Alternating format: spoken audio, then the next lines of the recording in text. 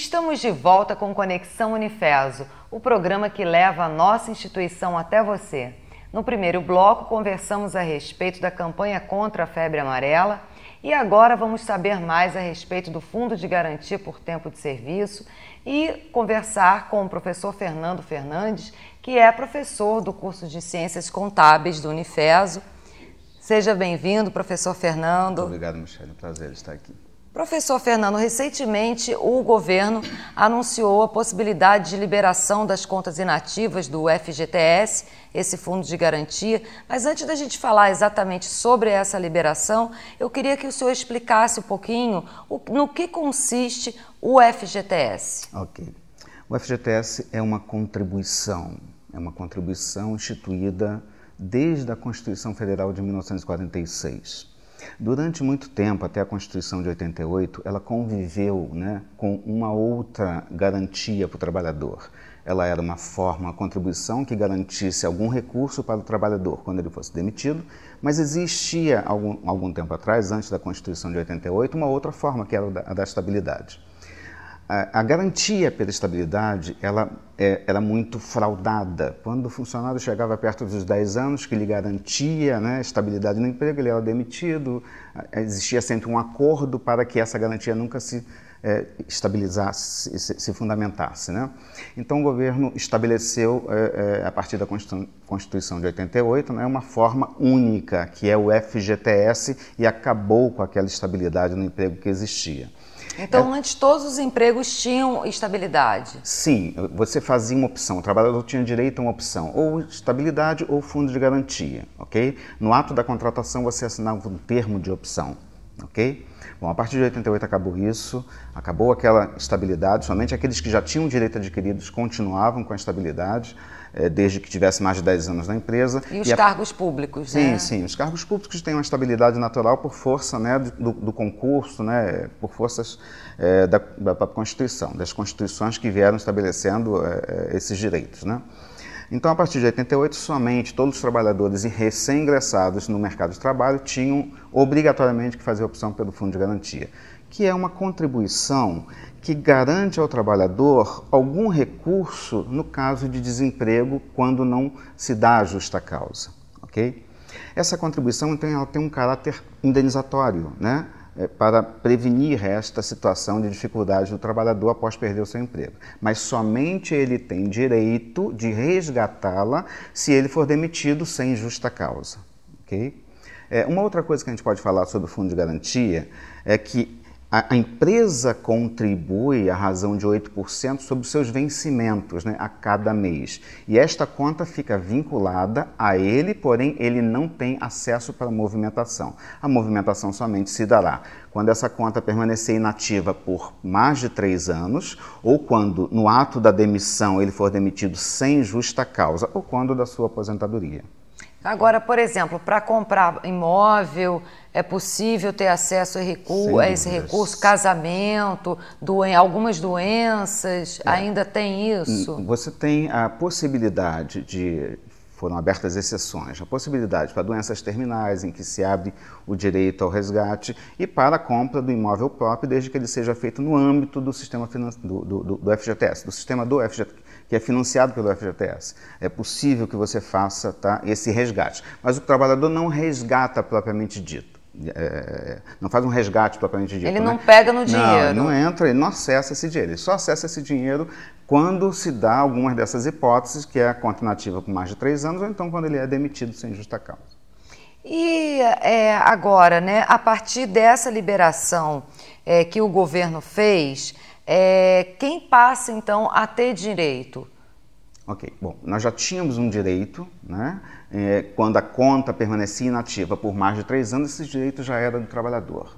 Então, muitas pessoas até desconheciam isso e deixavam esses saldos lá. Com essa propaganda toda do resgate, é muito possível que pessoas que já tivessem direito venham somente agora a fazer os resgates. Qual é a diferença? Né? Que agora se você foi demitido sem justa causa até 31 de dezembro de 2015, você tem o direito. Então, não precisa mais esperar os 3 anos. Mas isso é um direito transitório. Esse direito só foi concedido até a data de 31 de julho. Então, a partir de 31 de julho, se esse prazo não for prorrogado por algum motivo, né, operacional talvez, né, então volta aquela situação em que você só tem direito de tirar quando fizer o aniversário de 3º ano e a conta permanecer inativa. O que acontece é que muitas vezes as empresas com um certo problema operacional, às vezes um pouco de ineficiência, né, não comunica ao fundo ou à Caixa Econômica Federal, né, que aquele funcionário foi desligado e aquela conta permanece com um cadastro, né, de ativa e não de inativa. Mesmo sem ter nenhum depósito. Exatamente, né? mesmo sem ter nenhum depósito. Então o que acontece? O funcionário tem que buscar a regularização disso junto à empresa que o demitiu ou que ele trabalhava, né, e junto à Caixa Econômica Federal para regularizar essa situação. Mas sacar esse dinheiro, né? Quem pode sacar, quem já fez essa consulta na Caixa Econômica, que tem essa conta inativa há mais tempo ou que foi beneficiado por esse novo prazo, é uma boa opção ou é melhor deixar lá esse dinheiro guardadinho para uma futura emergência? Bom, você tem sempre as pessoas conservadoras, né? Um exemplo de pessoa conservadora, pessoa que adora poupar na Caixa Econômica Federal, né? Mas numa poupança, digamos assim, de qualquer instituição financeira, que os juros são muito pequenos, né? Normalmente até muitas das vezes perde, né, para outras aplicações, mas aquela pessoa é conservadora porque acha que ali está seguro. O fundo de garantia é uma segurança, só que ele impõe uma perda financeira muito grande àqueles saldos que estão depositados. Então, se a pessoa tiver condições, né, de fazer o resgate e aplicá-lo de forma, né, produtiva, em benefício, né, de seus investimentos ou de algum consumo emergente, claro, se ele tiver condições, ele deve retirar sim, porque ele vai estar perdendo menos financeiramente. O fundo rende muito pouco. Juros de 3% ao ano, quando a poupança já dá 6%, né, na maior parte, né, quando a inflação está acima de 8,5%, né, quando a Selic está acima de 8,5%. Então, sempre é bom sacar, tá, se a pessoa tiver condições, se tiver um propósito. Se não tiver propósito nenhum, se for para simplesmente sacar e jogar fora, né, com consumo banal, talvez seja melhor deixar lá. Aí é melhor deixar lá guardado, porque ser ninguém um pouco sabe mais o dia de conservadora, amanhã, né? Porque ela pode sacar na aposentadoria, claro que o rendimento é pequeno, mas existirá algum. Ele perde para a inflação, né? Então, a melhor opção, pode sacar para reinvestir. Mas se for para sacar para jogar fora com banalidades, melhor deixar lá, que é uma garantia na aposentadoria. Agora, aquela pessoa que está trabalhando de carteira assinada, quer dizer, está com essa conta ativa e que a empresa tem depositado regularmente o FGTS, essa pessoa não pode sacar. Não, essa não. Essa ainda está com a conta ativa. A conta não é inativa, né? Essa só vai poder utilizar principalmente quando ela quiser comprar um imóvel, alguma coisa assim. Então, essas contas que continuam ativas só podem ser movimentadas em situações, né, bem específicas, como a compra do seu imóvel. E pagar dívidas com esse recurso, para aquelas pessoas que têm direito e que já estão preparadas para sacar ou que acabaram de sacar, é uma boa opção pagar Sem dúvida, essas dívidas? eu diria que é a melhor opção para quem está endividado. A taxa de juros no Brasil é muito alta e hoje ela está mais alta ainda. Então, a pessoa pode estar comprometendo parte da sua renda líquida, né, com pagamento de juros de cartão de crédito, cheque especial e outras dívidas. Então, sempre, mesmo que a dívida for vencível no futuro, né, com uma taxa de juros alta, convém, e ela não tenha dívidas de cartão de crédito ou dívidas, ela tem um parcelamento, ela tem um financiamento, né? Se essa taxa de juros for alta, convém que ela tente negociar até para usar esses recursos para pagar essa dívida, mesmo que ela não esteja vencida. Mas, normalmente, as pessoas que estão endividadas, com dívidas vencidas, cartão de crédito, principalmente, e dívidas junto às instituições financeiras através de contas, cheques especiais, que os juros é muito alto, não tenha dúvida nenhuma. A melhor opção é pegar esses recursos e pagar essa dívida. E no caso das pessoas que ainda estão aguardando o recebimento desse dinheiro do fundo de garantia e de repente tem a oportunidade de fazer uma oferta, né, de antecipação, o banco chega lá, olha, antecipa, como é comum também a gente ver essa questão no caso das restituições de imposto de renda, né? Quando a pessoa tem o dinheiro a receber, a ser restituído pelo imposto de renda, o banco vai lá e oferece uma possibilidade de antecipação. Nesse caso também alguns bancos já estão começando a oferecer algumas linhas de crédito para essa antecipação. É uma boa? Vale a pena? Isso vai depender do caso pessoal. Se a pessoa tiver uma dívida com juros muito altos, né, em que ela pode abreviar o seu pagamento, fazendo uma antecipação desses recursos, pagando uma taxa de juros menor à instituição financeira pelo desconto, sem dúvida nenhuma é.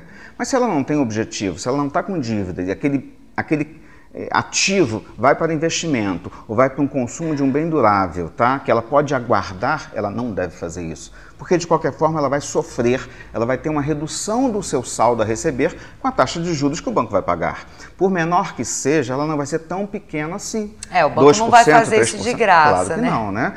A gente pode falar que uma taxa baixa hoje, diante de outras tão altas, digamos que o banco vai dar uma taxa de desconto de 2%. Olha, 2% é muita coisa, é quase 30% ao ano, então é uma taxa muito alta ainda, né? Então, se ela não tiver objetivos de pagamento de dívidas com taxas maiores que aquelas que o banco está oferecendo, ela não deve fazer isto. Mesmo que lá no fundo de garantia ela tenha um rendimento muito pequeno. Porque veja só, ela pode pegar esse dinheiro e investir numa taxa maior do que o que o fundo está pagando, ok? Só que se ela precisar sacar esse investimento muito rapidamente, ela vai ter uma carga tributária no imposto de renda sobre esse investimento também muito alta, que vai neutralizar praticamente o ganho. Aquilo que ela ganhou na aplicação, ela vai perder no imposto. Exatamente, lá no fundo ela não tem imposto nenhum, ela vai ganhar pouquinho, 3% ao ano, mas se ela tira de lá, eu tenho uma aplicação aqui que me dá, sei lá, 6% ao ano, então 8% ao ano, tá bom, mas ela vai ser um espaço de tempo muito pequeno que talvez ela não tenha, digamos assim, uma retribuição financeira tão grande assim que vale a pena ela fazer isso. Mas cada pessoa tem que analisar o seu caso, né? Se for para pagar dívida cara, convém. Se não for uma coisa imediata, eu preciso comprar esse bem, tem que ser agora porque eu vou perder uma grande promoção, uma grande redução de preço, faça. Ok? Ela ganha porque ela vai ter dinheiro e pode barganhar. Mas se ela não tiver essa urgência, né, talvez melhor seja esperar. Dependendo também da taxa de juros que o banco estiver cobrando a ela. Se o banco chega para ela, o banco de uma boa relação, olha, só te cobro 0,5%, né? Ou 1%, coisa rara, né? Mas se ela tiver uma boa negociação com o banco, uma boa reciprocidade com o banco, pode ser que o banco consiga uma taxa bem atraente que vale a pena ela fazer isso. Mas tem que ser analisado caso a caso. E o que a gente vê é que a pessoa comum, né, assim, o trabalhador mais tradicional, sem muitas informações no mercado financeiro, normalmente é um pouco iludido com essas proposições, porque ele é iludido porque ele vai ter dinheiro imediato.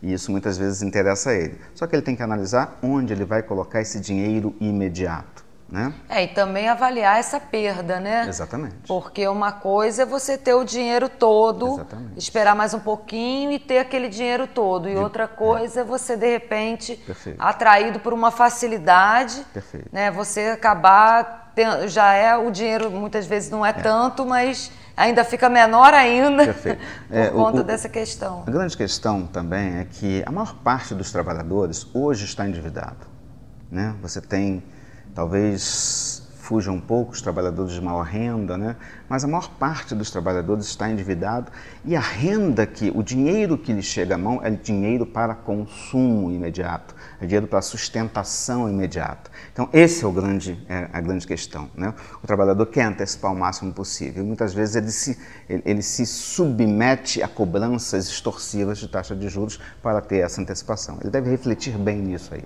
né? E aplicar o dinheiro no tesouro do governo, né? O tesouro direto, é muito complexo, a taxa é boa, é seguro, é um investimento que se pode dizer tão seguro quanto a caderneta de poupança, dentro das condições atuais, né? Porque a caderneta de poupança também já foi muito segura e de uma hora para outra deixou de ser, né? Você tem limites que o governo garante a segurança, né? Acima de determinados limites você não tem esta segurança, mas se você busca uma instituição sólida, né, que tem prestígio e responsabilidade no mercado, você vai estar, essa segurança aumenta, né? É a mesma coisa, o Brasil, quando está muito bem, o mercado internacional define uma taxa de risco para a gente aqui pequena. Quando não está muito bem, uma situação como hoje, a taxa de risco é maior. Então, essas variações no mercado sempre vão acontecer, né? Para a poupança, eu diria que tem um risco bem menor do que outros investimentos. Mas os títulos do governo, né, você pode pensar que o último, a princípio, a quebrar seria o governo, né? Quer dizer, o governo federal, a gente tem exemplos de governos estaduais que quebraram, mas o governo federal, ele passa, né, uma credibilidade, né, porque ele necessita dessa credibilidade para ele se financiar. Imagina que todos os déficits, todos os custos, né, a gente tem uma dívida aí bastante grande, né, e ele precisa rolar essa dívida, ele precisa ter credibilidade no mercado com os investidores, sejam grandes, sejam pequenos, né, para que ele continue a rolar essa dívida pública que ele tem.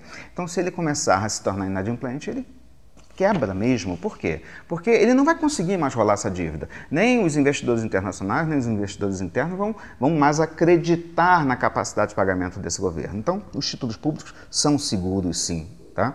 E o que tem que se pensar quando se aplica em título público é o tempo. Tá? O título público ele tem uma liquidez imediata, você pode comprar e vender determinado título em qualquer momento, tá? Só que este valor imediato do mercado do dia, ele é variável e ele é muito oscilante com o humor do mercado.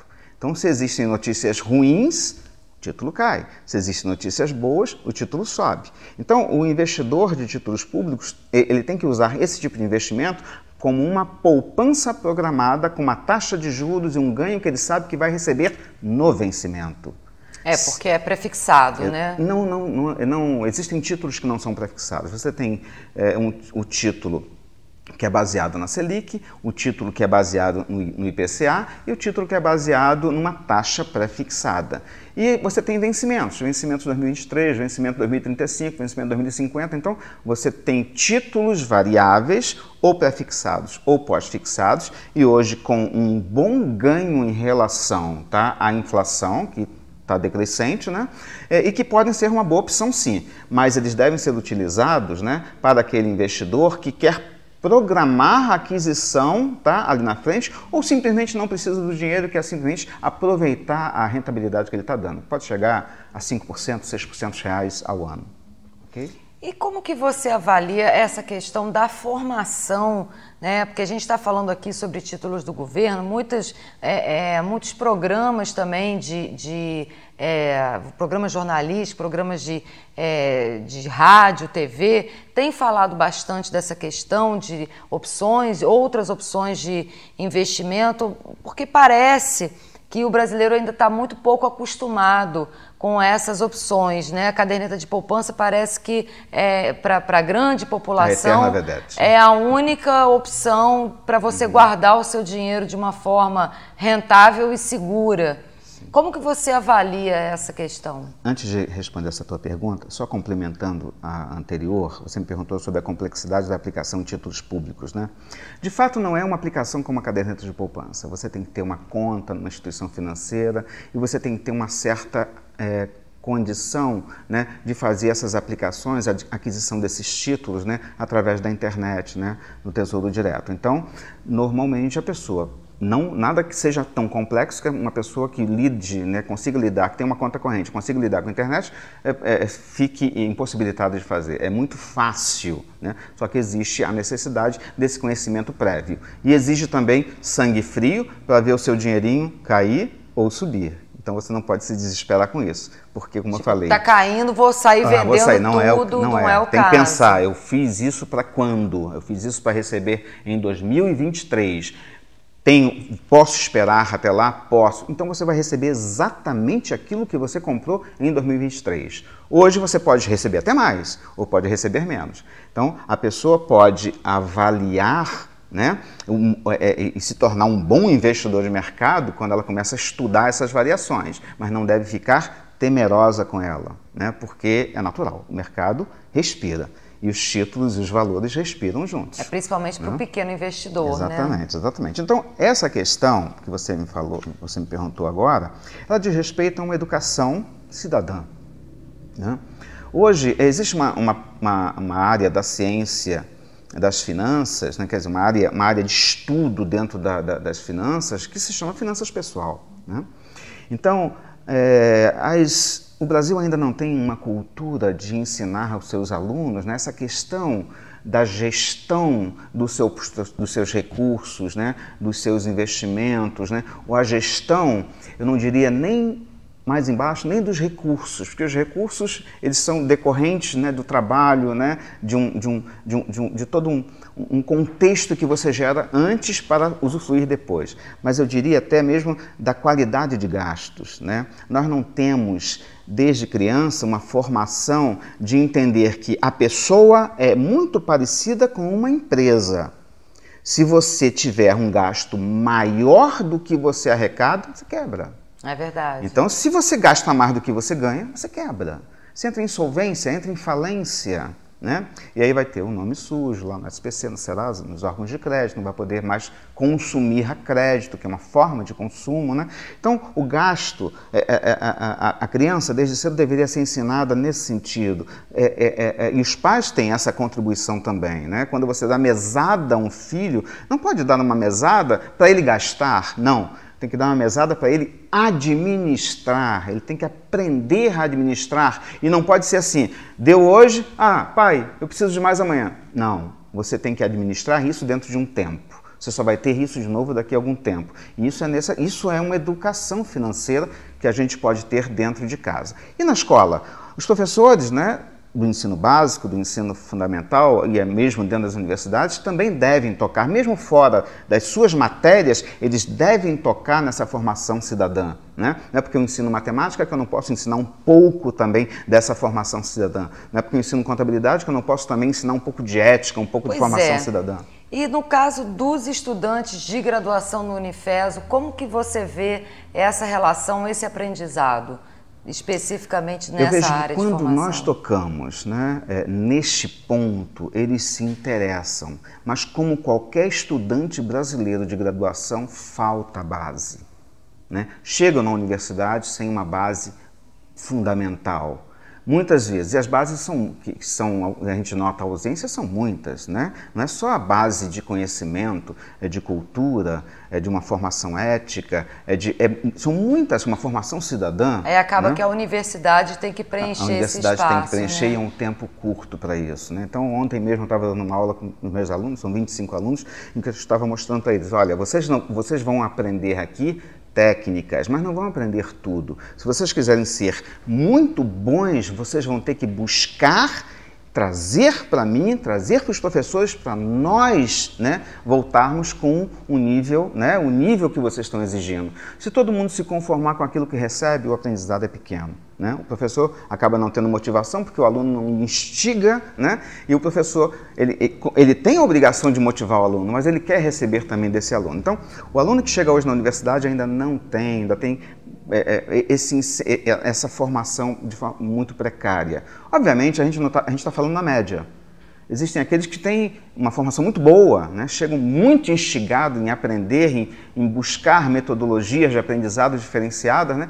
E aqueles que estão ali para buscar o diploma, né? Então, essa formação prévia que é necessária. Isso vem desde cedo, vem desde da casa, da família, passa pelo ensino fundamental, passa pelo ensino médio para chegar até a universidade. Professor, infelizmente nosso tempo está se esgotando, estamos chegando ao final desse nosso programa, mas eu queria que, antes da gente acabar, que o senhor contasse para a gente qual é o cronograma para pagamento das pessoas que têm acesso a esse saque do FGTS e o que as pessoas devem levar. Quem ainda não procurou a Caixa Econômica, como que ela deve proceder? Ok. Veja bem, o nosso prazo final é 31 de julho. Ele está distribuído. O início do saque se deu em 10 de março. No mês de março, a partir de 10 de março, aniversariantes de janeiro e fevereiro, né? Em abril, inicia um outro período 10 de abril, que vão ser aniversariantes de março, abril e maio. Em maio, outro período, né? Junho, os aniversariantes de junho, julho e agosto. Em junho, aniversariantes de setembro, outubro e novembro. O início dos prazos de abertura é sempre entre 10 e 17, né? Na tabelinha vocês vão verificar. E, por último, em julho, a começar em 14 de julho, você tem os aniversariantes de dezembro. Mas qualquer um, a partir do seu período, pode ir até 31 de julho. Então, o aniversariante de janeiro pode receber lá em julho, não há problema nenhum, né? Foi feito esse cronograma para justamente não ter um acúmulo de pessoas. São mais ou menos 40 milhões de trabalhadores, né, que vão acessar, né, a disponibilidade das contas inativas. Como é que pode ser recebido? Você pode receber diretamente na Caixa. Se for diretamente na Caixa, para qualquer valor, né? Você tem que levar documento de identificação, RG, carteira de trabalho. Eles pedem também carteira de trabalho ou termo de rescisão de contrato de trabalho, né? Aquele termo lá de trás, quando exatamente. você foi demitido. Exatamente, levando essa documentação. Se não tiver ele, né, se não conseguir, né, leva a carteira de trabalho e mais o documento de identificação. Se for, isso para qualquer valor, né, não importa o valor. Mas nós temos a alternativa de, outras duas alternativas, lotéricas e correspondentes da Caixa, tá, até R$3.000, tá? E quando com o cartãozinho, um cartãozinho do cidadão e mais a senha. E nos autoatendimentos da Caixa Econômica, nós também temos a possibilidade de resgatar até R$1.500 com a senha somente do cartão no caixa eletrônico. E até entre R$1.500 e R$3.000 com cartão e senha. Então são esses três locais que se podem fazer o resgate, esses três veículos de resgate, né? Nas lotéricas e nos correspondentes Caixa aqui, que são mais característicos do interior, né? Nos postos de atendimento eletrônico e na própria Caixa. Professor, quero agradecer muito pela sua participação no nosso programa e por essas informações tão importantes para tantas pessoas. Okay. Estou à disposição de vocês. Muito obrigado. E para você que nos assistiu também até agora, nosso muito obrigada. Lembrando que todo o conteúdo do Conexão Unifeso você assiste no canal no YouTube. Até semana que vem.